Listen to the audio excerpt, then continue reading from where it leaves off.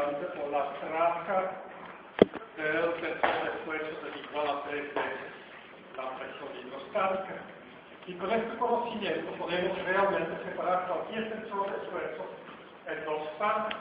Una parte isotrópica, que es puramente la presión hidrostática, y la otra parte es el desviador, que son todos los componentes de esfuerzos que, una vez definidos las ecuaciones constitutivas, nos van a definir el cambio de forma de la pieza.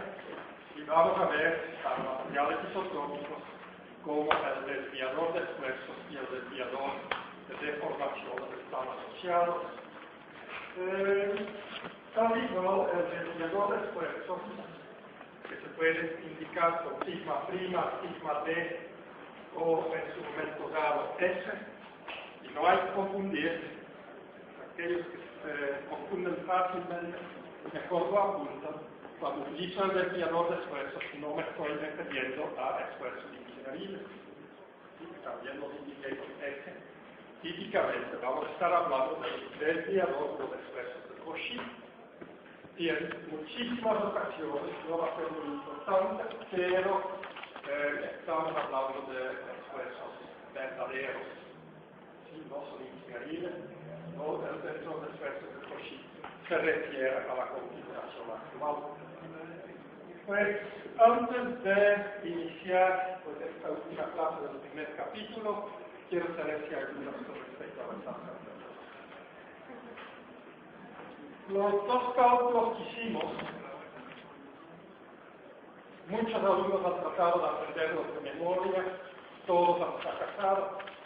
Pues la única manera de hacerlo es entenderlo, y por ejemplo en la última parte de la segunda derivación, donde obtenemos el segundo invariante en términos de componentes del esfuerzo y ahora del desviador del esfuerzo, donde cambiamos de S a sigma al final, hay que saberlo explicar bien.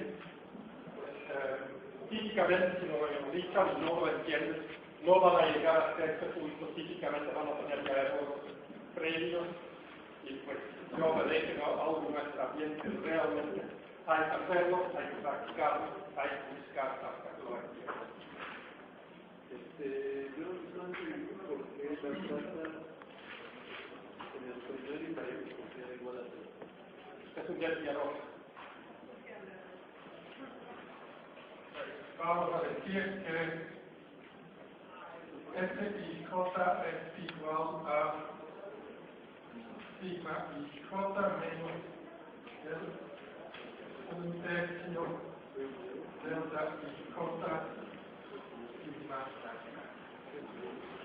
Ahora, si tomamos la traza aquí, S1, 1, pero S acá es la traza, S1, 1 más S2, 2 más S3, 3, hace sigma 1, 1 menos un tercio, sigma 1, 1 más sigma 2, 2, sigma 3, más sigma 2, 2, menos un tercio, más sigma 3, 3, menos un tercio de este término, porque cada término voy a tener, menos, perdón, sigma 1, 1 más sigma 2, 2, sigma 3, 3. Pero en cada término voy a restar un tercio de la traza, y evidentemente la primera parte de la traza.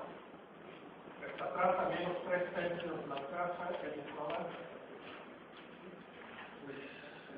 Y si hay dudas, es muy sencillo, lo elaboran. Y si siguen elaborando y cada vez tengan dudas, elaboran todo por completo, pues no habrá manera de ya no entender lo que son adaptaciones índices. Porque lo más importante es saber en todo esta primera parte del curso es que nada más hemos hecho álgebra. Nada más hemos hecho sumas, restas y productos. Y no tengo ninguna ecuación diferencial. Hoy van a aparecer un par de diferentes ecuaciones diferenciales, pero no los vamos a resolver. Nunca hemos calculado ni siquiera un integral. Y lo más avanzado, pues lo único por el el segundo año de la prepa, que creo que es lo más avanzado, era donde sacamos una derivada para encontrar la ecuación funcional.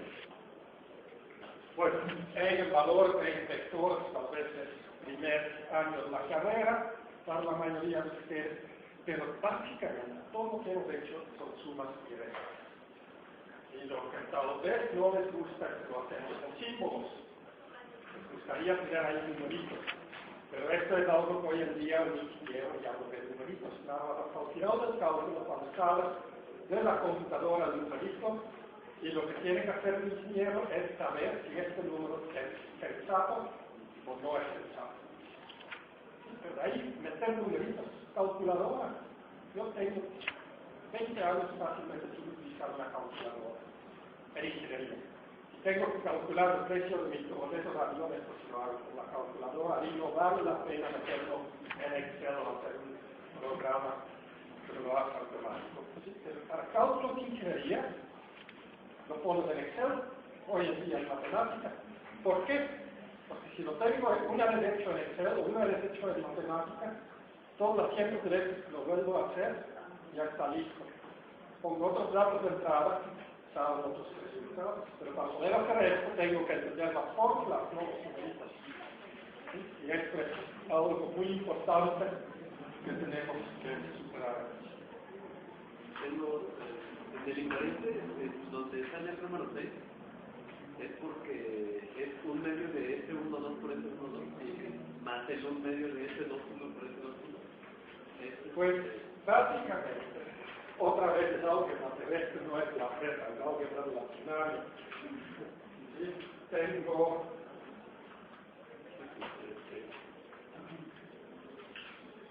un medio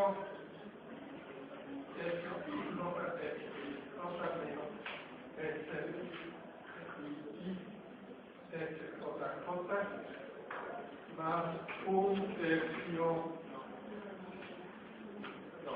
sigma.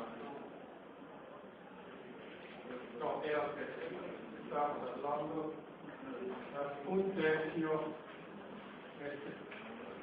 o puedes escribir aquí, i al cuadrado.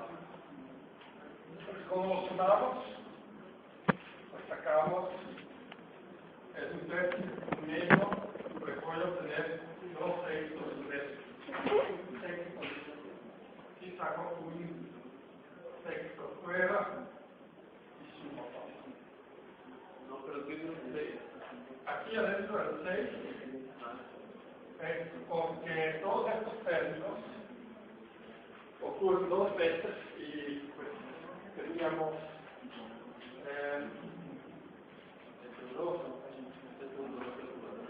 sí, pues los teníamos aquí, saben de estos términos. Sí, pero cada uno de estos ocurre 2 veces.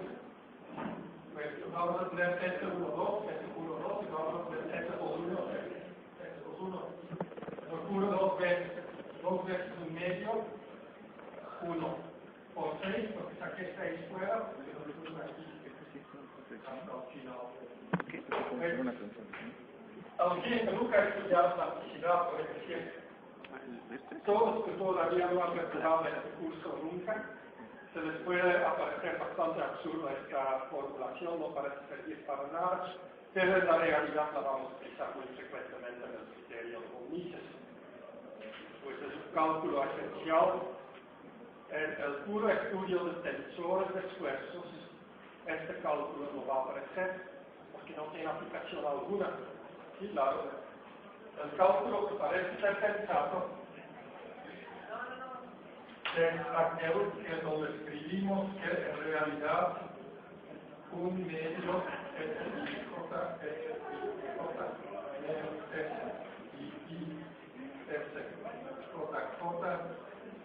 es igual al final de todo a un medio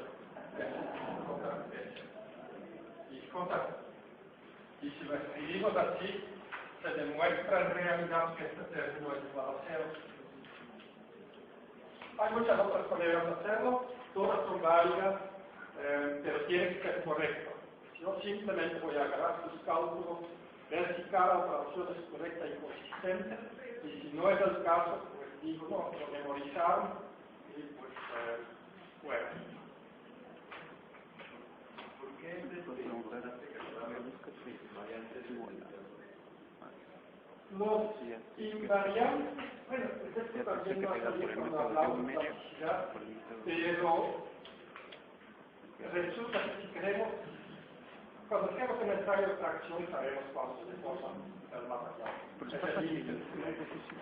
Ahora el objetivo va a ser, en el siguiente capítulo, poder predecir para cualquier tipo de deformación, digamos, si tenemos una prensa de forja, donde empezamos con una pieza cilíndrica y cada un grano, para cada uno de estos elementos volumétricos de mi pieza, tengo que poder predecir en cualquier momento si estamos arriba, si estamos sobre o abajo del límite de silencio. Pues tengo que saber cómo utilizar todos los componentes del tensor de esfuerzos, porque el ensayo de tracción es sencillo. Tengo un solo esfuerzo uniaxial. Bueno, ¿qué pasa si mi esfuerzo ya no es uniaxial? Si tengo sigma 1,1, sigma 2,2, etc. Todos los componentes. Lo primero que vamos a hacer es demostrar que únicamente necesitamos conocer el desviador. Esto ya no lo hacemos en la clase de hoy, pero lo vamos a hacer aquí en las presionadas. Luego lo que agarramos, o lo que consideramos, es si el material es isotrópico, su respuesta, el hecho de que si es elástico o si es elastoplástico, no puede depender del sistema de referencia. Y si no puede depender del sistema de referencia, el criterio que vamos a utilizar solo puede depender de los invariantes. Y esto nos permite escribir reglas muy sencillas para decidir, para un estado de esfuerzos cualquiera, nos va a permitir decidir si es elástico o plástico. Y finalmente, después de un poco de simplificación y consideración, resultará que para todas las aproximaciones que hasta la fecha hacemos, y con excepción de casos muy avanzados, lo único que necesitamos conocer es el invariante. Y por esto lo escribimos de diferentes maneras para poder en diferentes aplicaciones utilizarlo ágilmente. Pero esto lo vamos a definir a detalle y vamos a encontrar también por qué basta estudiar la variación invariante. Para el caso de desviador, evidentemente el J1 es igual a 0, que no entra, y el J3 no es precisamente. Pues si vamos a justificar perfectamente bien, ¿por qué no podemos despreciar? Si luego nos vamos a procesos mucho más complicados, y típicamente estamos hablando del conformado de partes automotrices y otros tipos de cascarones para la aeronáutica, para vehículos ferroviarios, ahí vamos a encontrar que estos criterios para materiales anisotrópicos son insuficientes, para materiales isotrópicos son insuficientes y se requieren teorías mucho más avanzadas, tan avanzadas que no nos tocamos, no en licenciatura y tampoco en maestría, pero que sí lo estamos trabajando en colaboración internacional pues, para incorporar estos en la base. En mayo tengamos una bonita plática sobre el tema, la única que vendrá a visitar. Sí, pero vamos a encontrar que para este curso y para las aplicaciones generales de la ingeniería mecánica, realmente este J2 nos salva el día para el cálculo de esfuerzos y deformaciones de conformado. Y desde luego van a encontrar que durante el modelado lo que les va a graficar abajo, por definición, va a ser el famoso esfuerzo de von Mises. Y este esfuerzo de von Mises es algo definido con base en este invariante. Pero tendrán que dar unas 4 semanas más para llegar a este punto. Pues en realidad todo lo que hemos hecho hasta la fecha es repetir todo lo que ustedes ya saben respecto del curso de medio continuo y desde luego los que sacaron 8, 9, 10 en medio continuo van a sacar 8, 9, 10 en este primer parcial. Bueno, siempre y cuando repiten bien los específicos y los detalles de todo.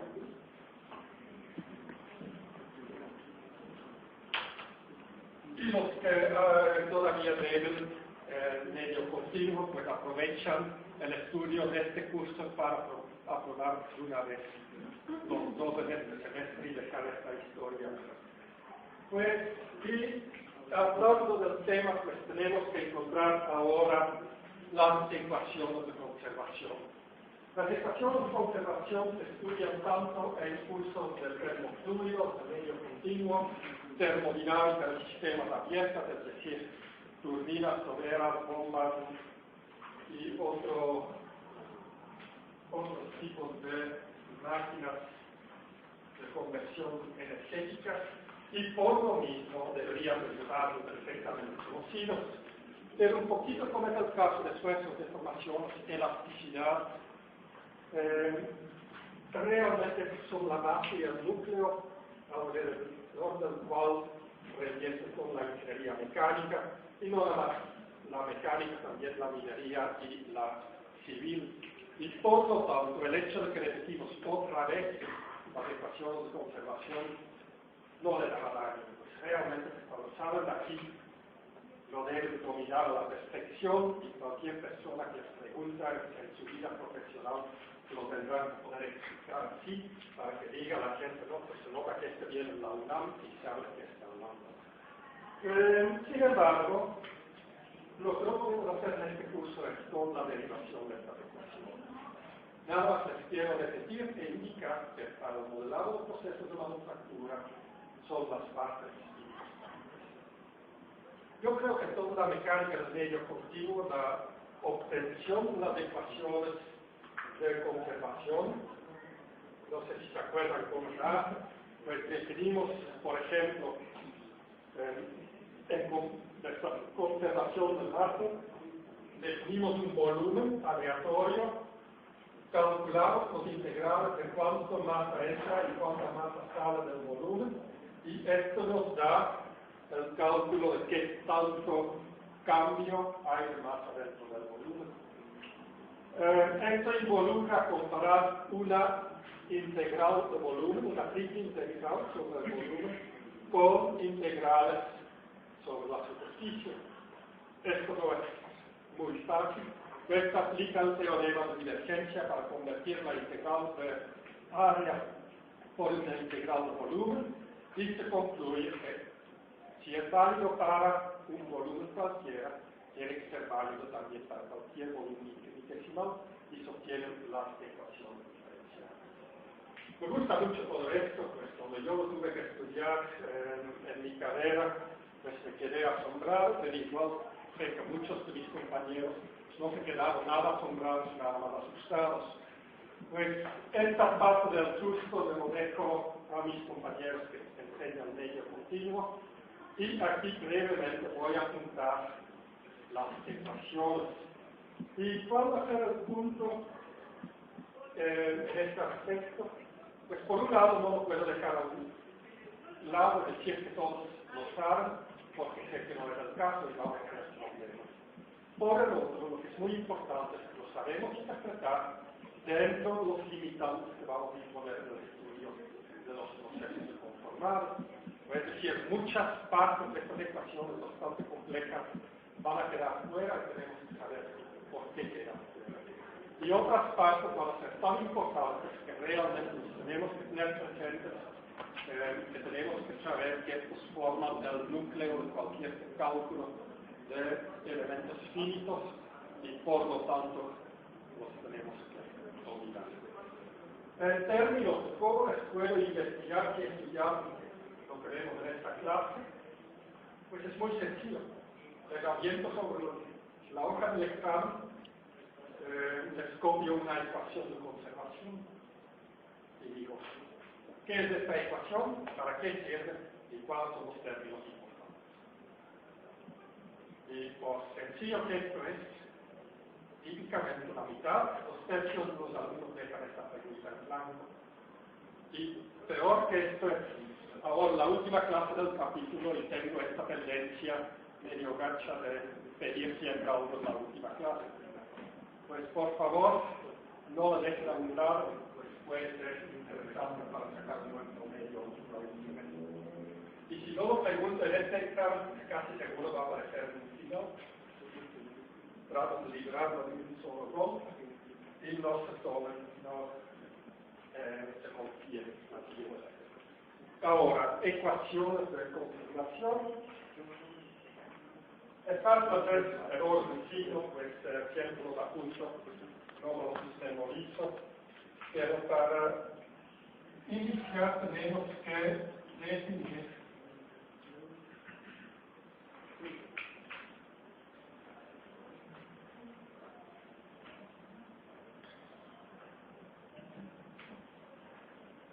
la ecuación de conservación es muy sencillo, pero hay que tenerlo presente de qué estamos hablando, para que no terminamos con alguna muchacha que quería seguir con su doctorado en materiales y que no sabía de qué estábamos hablando, pues, que casi la echan fuera de su programa. Pues hay pocas ecuaciones de conservación en la naturaleza, tan poquitas que todas las conocen ya desde la secundaria, desde la prepa. Pues la primera ecuación de conservación es conservación de masa.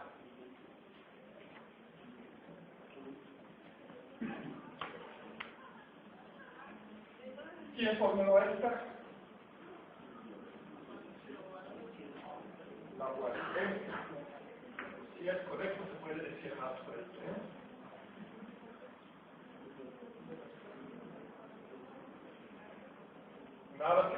Nada se genera, nada se pierde. Y el famoso experimento del arbolito dentro de un envase de vidrio.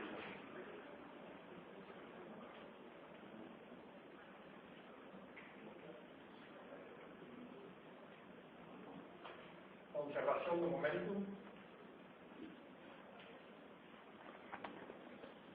Si no saben esto, pues salgan por favor por aquel lado del salón, ¿no?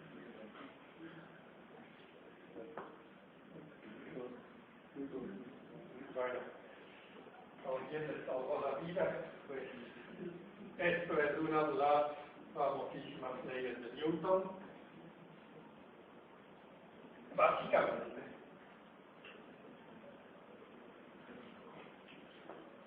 esta sí la recuerdan, ¿no? Pues no es más que esto, aunque se puede escribir en términos de cantidad de movimiento, donde luego como era MDV, este era igual a MDV, pero es lo mismo porque paso la DC para allá y no importa, ya lo conocemos, ya recordamos que lo conocemos, y energía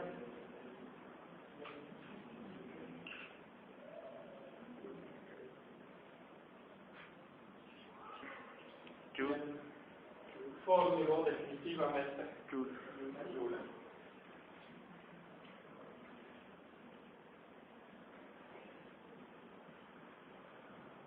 Con su famoso experimento del calorímetro que tenía sus aspas en el agua y unas pesas que bajaban, que hacían llevar los aspas y resultó que el agua penetraba con una cantidad de energía correspondiente a la energía potencial de las pesas que bajaban.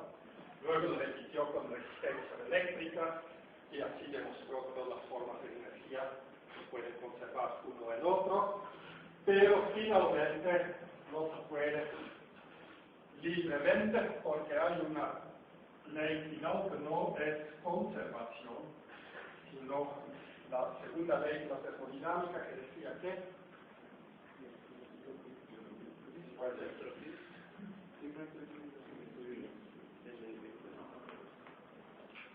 el incremento de la entropía, y esta no queda exactamente claro quién la formuló en forma definitiva, pero lo más probable es que fue inventado por Carnot, pero como Carnot se murió de la peste, todas sus posesiones, incluso sus libretas de investigación, fueron quemadas y nos tardamos unos 80 años en encontrar la segunda ley de la termodinámica. Pues estas ecuaciones han sido expresadas en formas, por ejemplo, esta vectorial, esta en forma de volúmenes sencillos, y lo único que hace la mecánica del medio continuo o la termodinámica de sistemas abiertos es reformularlo en forma de una ecuación diferencial. Pero lo que es extremadamente importante es cuando ven estas ecuaciones diferenciales, que se siguen recordando que no es nada más y nada menos de aquellas observaciones que la gran mayoría de ustedes han estudiado en la prepa, y si no en la prepa, en los primeros semestres de esta carrera. Ok. ¿Por qué es importante? Porque una vez que empezamos a escribir esto en forma diferencial, ya no se ve de dónde viene. Porque lo que vamos a necesitar es el concepto de la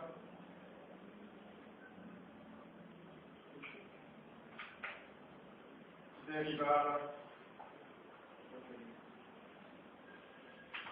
total, que se escribe como el siguiente. Operador es una derivada con mayúsculas. En la matemática no ocurre esto, pero en la mecánica del medio continuo es una abreviación muy útil para un símbolo que significa, es un operador, si tiene que operar sobre una función escalar o sobre un campo tensorial. Y se da por la derivada normal, la común y corriente con respecto al tiempo, más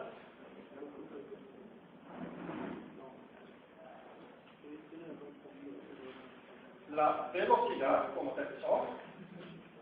Les he dicho en este curso, U es desplazamiento y por lo tanto la velocidad va a ser U puntito, la derivada del tiempo y la velocidad, producto punto. Nabla, y otra vez la nabla tiene que actuar sobre un campo escalar o sobre un campo tensorial.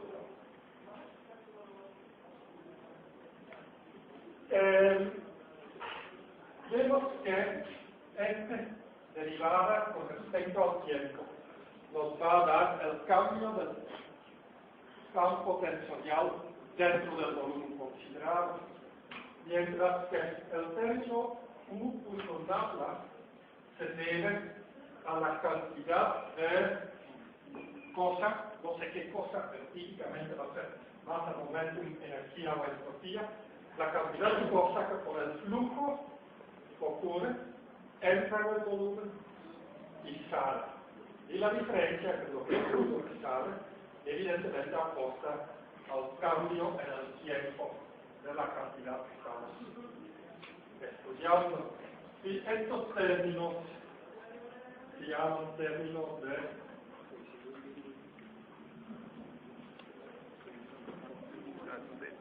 advección. Convección es el transporte de energía por un flujo impulsado por la diferencia de densidades. Advección es básicamente por cualquier tipo de flujo que puede ser espontáneo debido a cambios de densidad o que puede ser forzado, por ejemplo, por cambios de presión impuestos sobre el sistema o diferencias de presión entre entrada y salida del sistema. Es lo que calcula la diferencia entre lo que entra y lo que sale. Mientras que la D de T calcula solamente los cambios internos sin que exista un flujo que transporta energía o momentum. En muchas ocasiones, evidentemente, en sólidos, la parte del flujo que transporta energía, momentum, etc., va a ser despreciable. Y esto va a ser muy importante cuando estudiamos el tema, es saber qué vamos a tomar en cuenta y qué podemos despreciar, porque las ecuaciones típicamente se vuelven gigantescas y muy complicadas. Pues, conservación de Massa se va a escribir que el cambio total de la densidad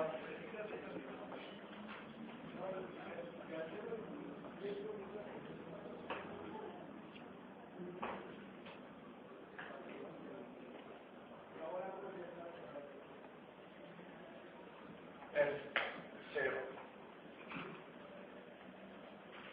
Pues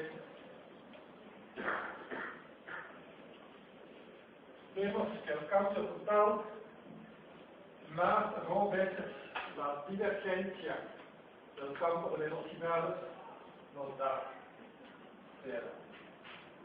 Pues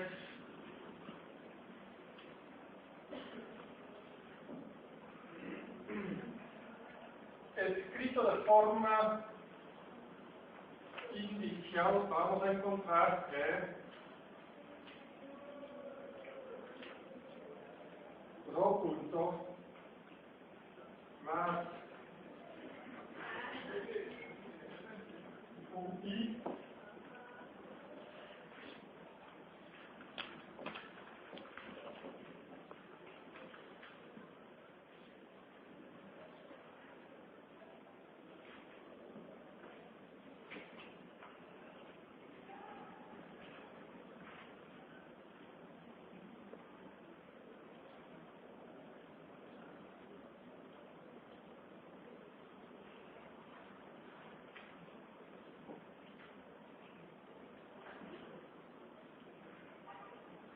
y esto se puede reagrupar todavía de estos términos. Pues lo que tengo aquí es rho punto de rho de t más UI derivada de rho con respecto a x1 más derivada de 2 con respecto a x2 derivada con 2 con x3, pues es sumar sobre el subíndice i más este término que es la divergencia del campo de velocidades. Ahora, si se puede despreciar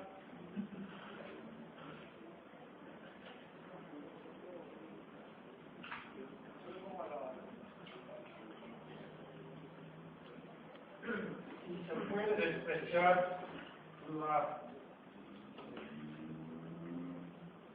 advención, es decir, si el proceso o los flujos de material en el proceso son lentos o si los desplazamientos son pequeños, en este momento se puede escribir que rho punto es menos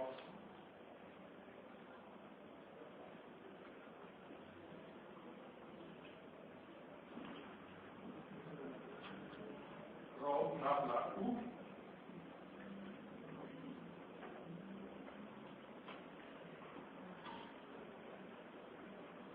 o vemos que el cambio de densidad, a ver si es correcto esto, U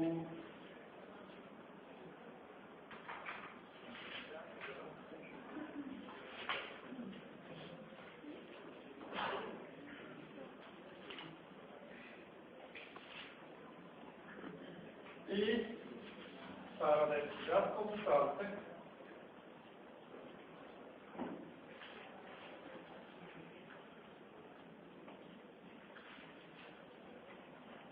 si la densidad es constante, el medio es incomprimible, vamos a encontrar que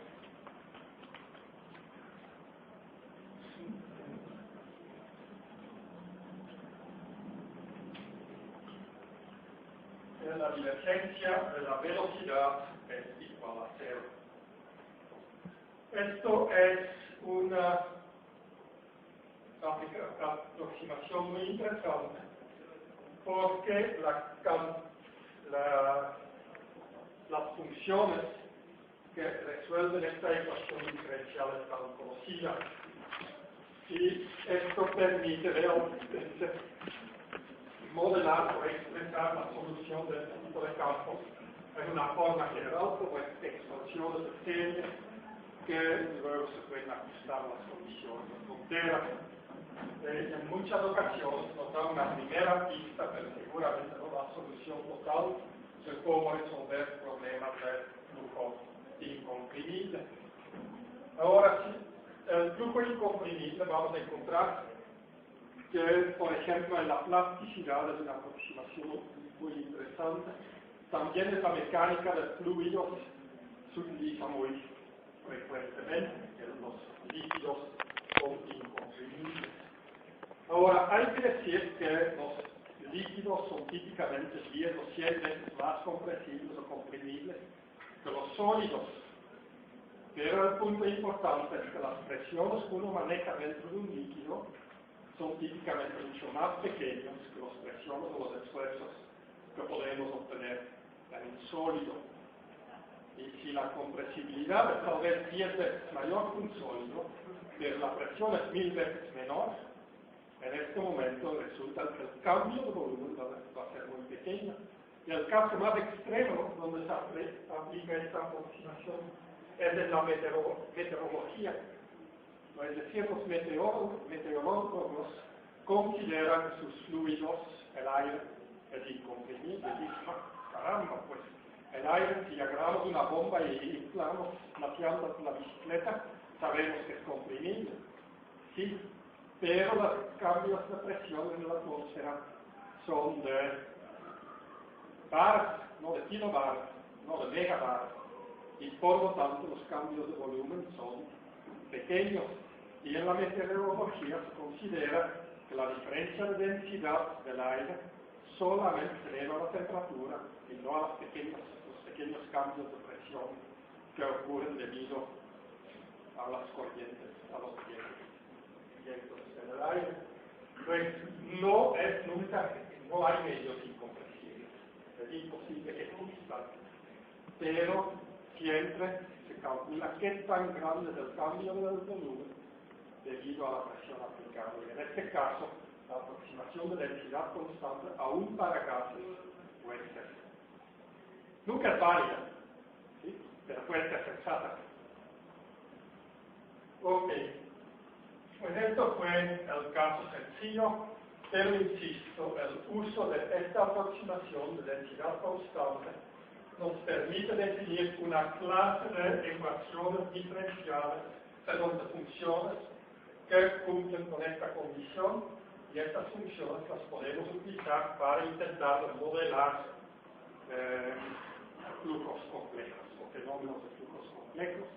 Y pues flujos complejos serían flujos turbulentos, flujos de la meteorología, pero también muy útil en el modelado de procesos de conformado o en el flujo interno en materiales sujetos a deformaciones complicadas. No sé si con respecto a esta ecuación hay dudas. Ok, la de momentum es un poquito más bonita ya, y más importante en este curso también. En el caso de deformaciones en el campo de velocidades, ¿tiene relación con el campo de deformaciones? ¿No? De las velocidades. Desde luego, la velocidad de deformaciones, y esto pues lo veo ya desde el fin de semana para ya preparar para el examen, pero sabemos que epsilon punto es la parte simétrica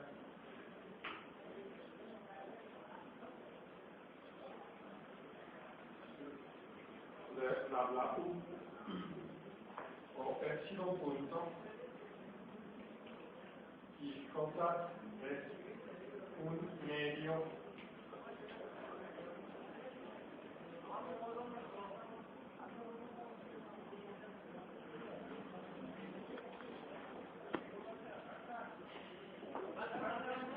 es decir, expresado en términos de velocidad, la deformación siempre se puede encontrar como la parte simétrica del gradiente de velocidad. Expresado en velocidades, si vamos a integrar sobre el tiempo, para desaparecer el puntito aquí, nos recordamos que va a ser importante si esto lo expresamos en una referencia espacial o una referencia material. y vamos a tener tensores de phi por la derecha y por la izquierda, pero en términos de velocidades de formación, la relación entre velocidades y deformaciones es relativamente sencilla. Fíjense que esta es la divergencia del producto punto, este es el gradiente, es un producto tensorial, este es un tensor de rango 2, este es un tensor de rango 0, o escalar. Y esto es muy importante, tal vez se me olvidó indicar aquí, la conservación de masa es una ecuación escalar, porque tengo sumado aquí sobre i, aquí estoy mal,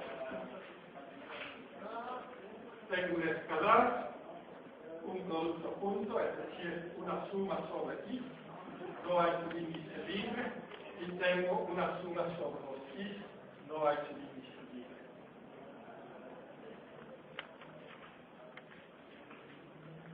No sé si hay otras dudas. Ok, momento.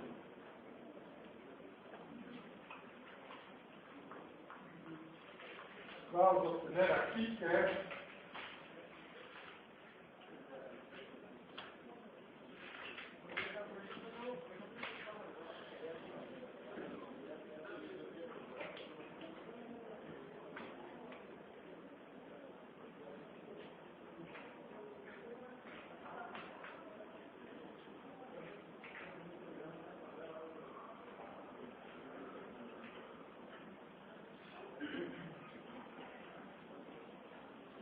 pues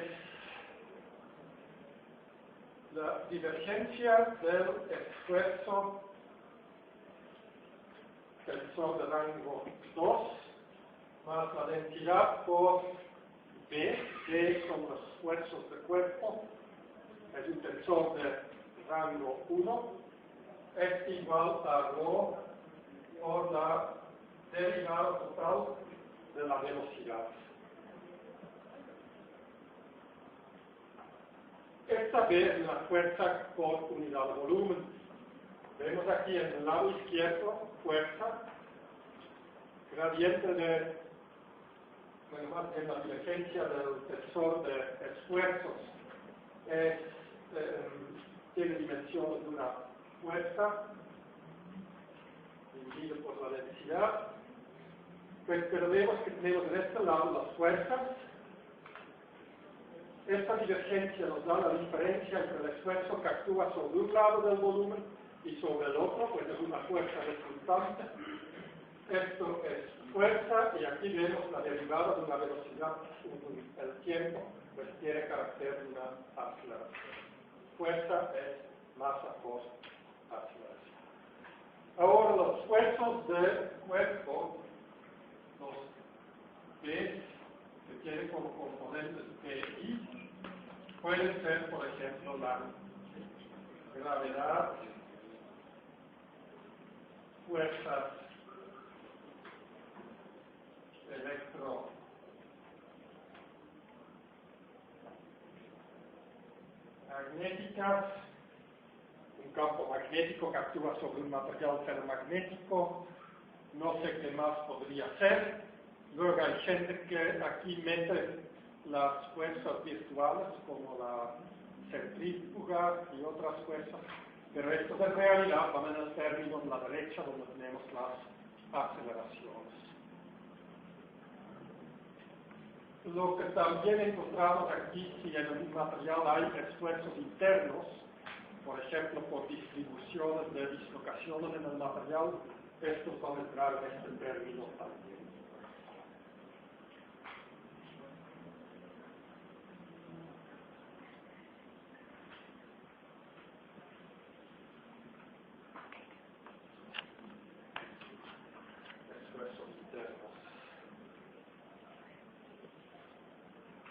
En términos de subíndices tenemos que escribir aquí que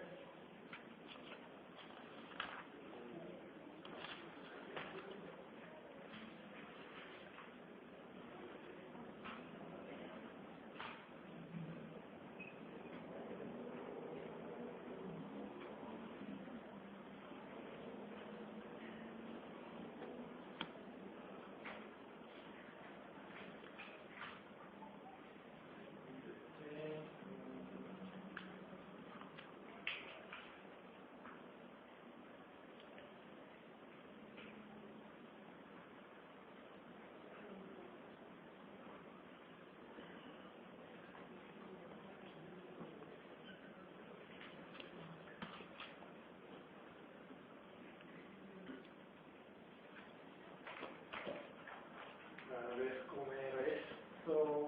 Tengo la nabla.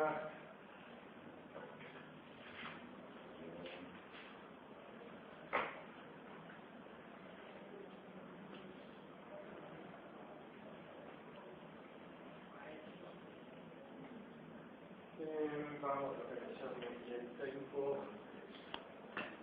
nabla.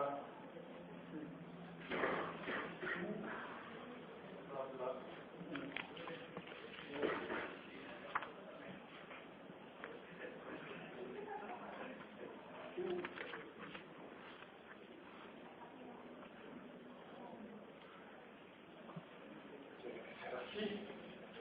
O es decir que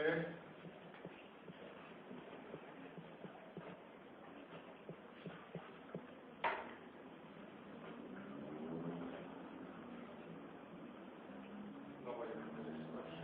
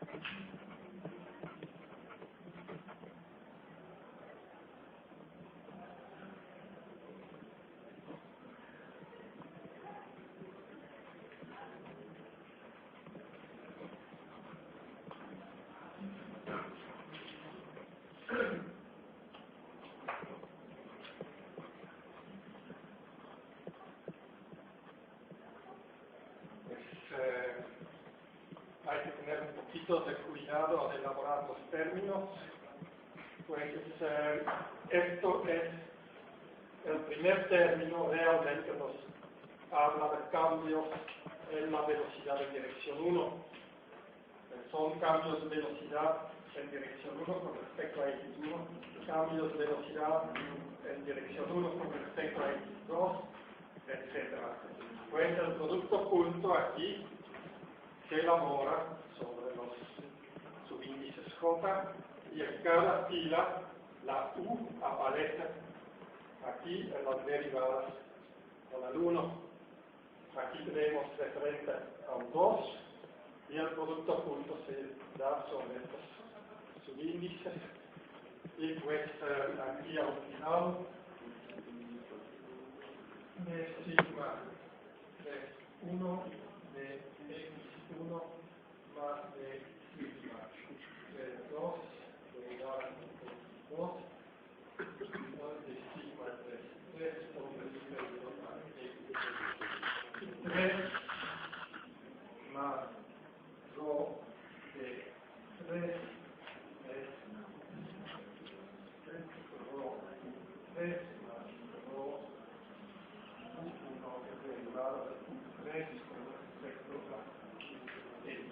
la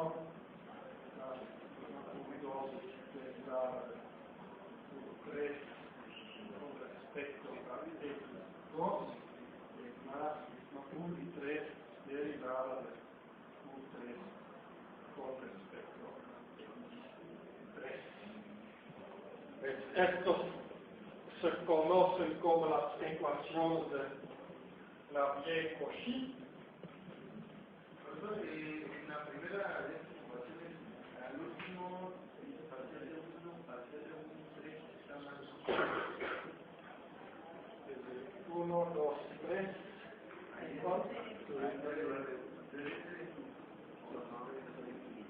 Ah, questo è al verso del bus.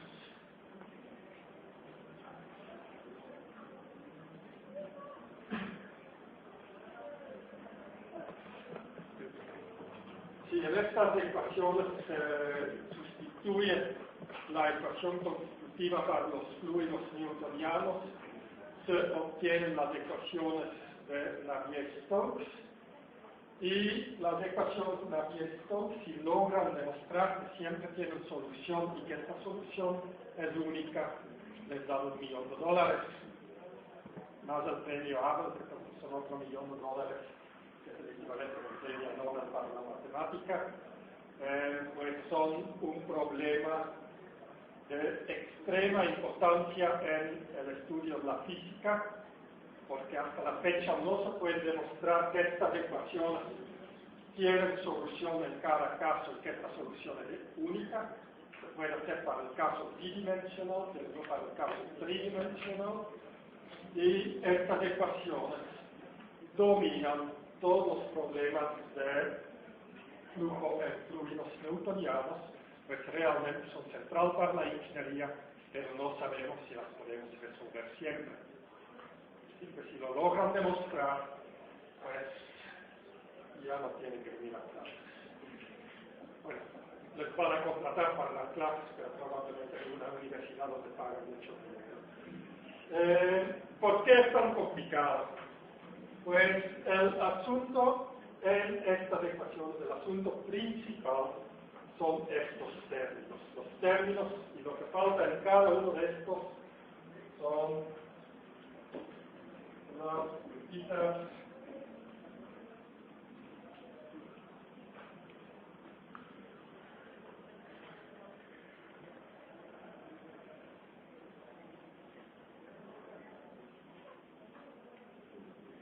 los términos entre paréntesis, es decir, los términos de advección son términos no lineales porque tengo el producto de una variable con su derivada. Por eso podría escribirse como un medio la derivada del cuadrado de la velocidad. Tenemos un juego de ecuaciones diferenciales parciales no lineales que son no lineales en las tres variables. Más tenemos aquí el tiempo que no causa problemas.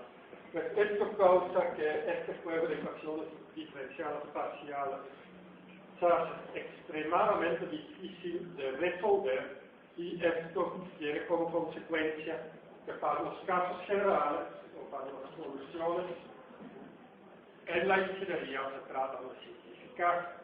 Si pueden demostrar que la solución existe para un caso simplificado, no les van a dar ni un centavo porque esto se ha hecho hace muchos años. Pues el problema del milenio es definido para el juego de ecuaciones complejas. ¿Qué se le puede simplificar?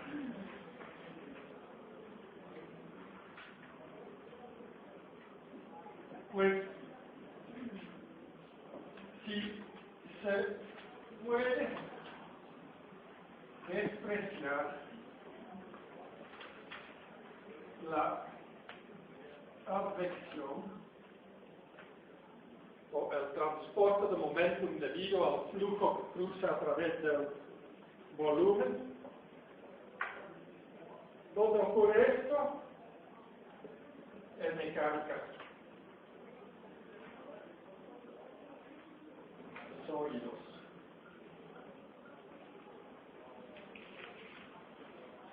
La ecuación parcial de U, que es con respecto a X, es un punto. También es el punto, sí. No aparecen, en la clase de hoy no aparece el punto que no tiene el punto.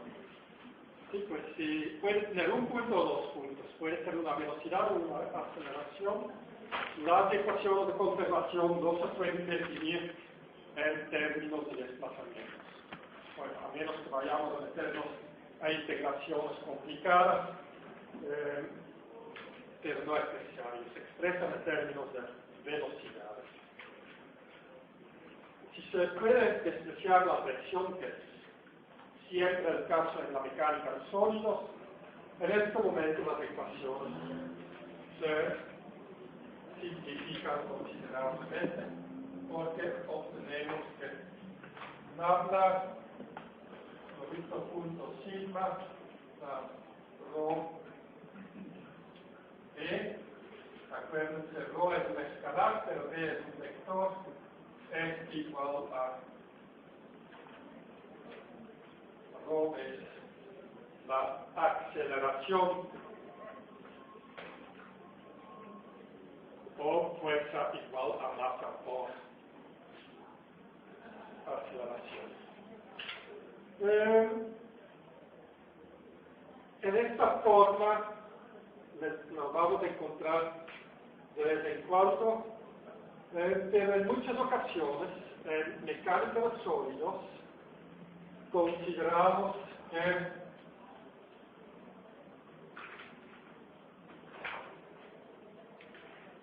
si los efectos de la inercia son despreciables, vamos a encontrar que lambda sigma más rho d es rho no es igual a 0, y en este caso se habla de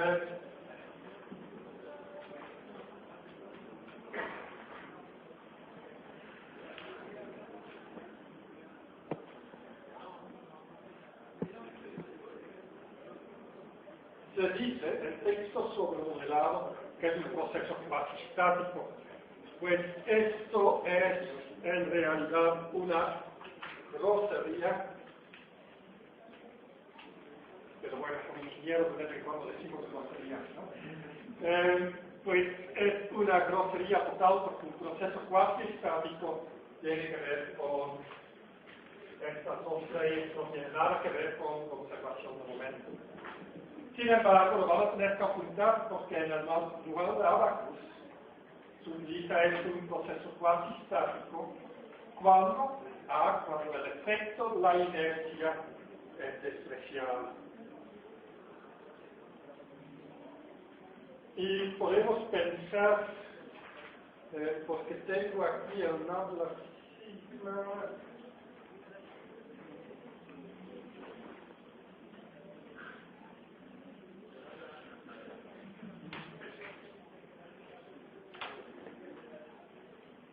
¿cómo vamos a calcular esto?